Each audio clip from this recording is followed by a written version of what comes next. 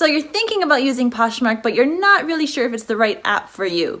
Well, in this video, I'm sharing 9 pros and cons about selling on Poshmark coming up.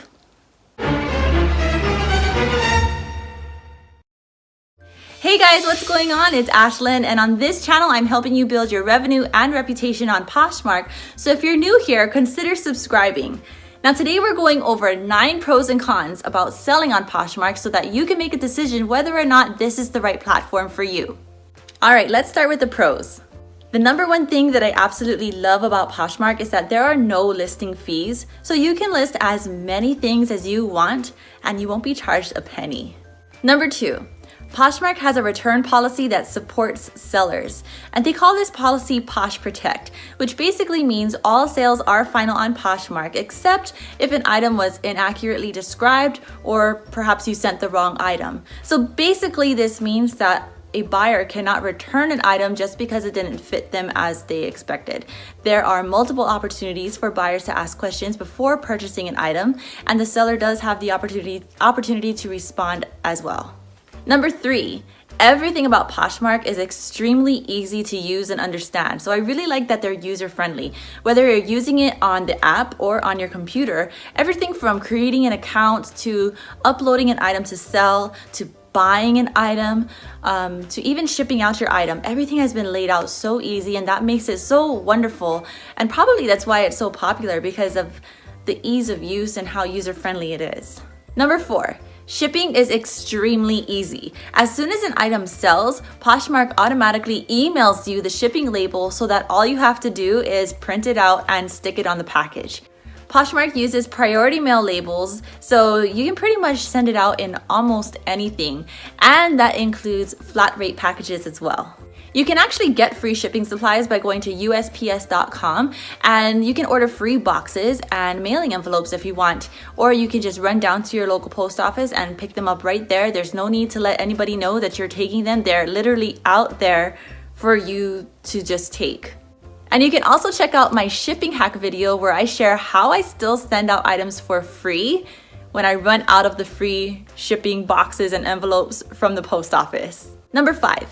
Getting paid as a seller is extremely easy. So Poshmark acts as the middleman between the buyer and the seller. So when an item sells, Poshmark will hold on to the funds from the buyer until the buyer confirms that they've received their item. They have 3 days to accept it and rate you, and after the 3rd day, the funds are automatically released to the seller. Now, if the buyer doesn't rate you, then you don't have to worry, because Poshmark is automatically keeping track of when the buyer received the item, meaning when the tracking number says it was delivered. And then on the 4th day, the seller will receive her funds. And it's really nice because you have the option of either choosing a direct deposit straight into your bank account, or you can have your check sent to you by mail. Okay, now let's talk about the cons about selling on Poshmark.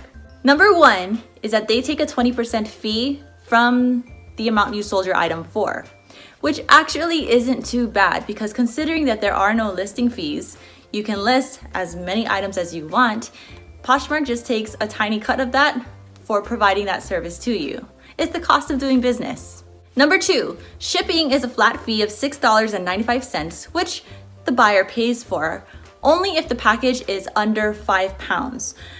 Now, if you find out that your package is over 5 pounds, then you'll need to have a new shipping label and you'll need to pay for the additional fees. Number 3 is you can't change your username on your own. So pick out a username that you want forever, because it's kind of stuck with you. The only workaround around that is if you email them and you put in a request that way.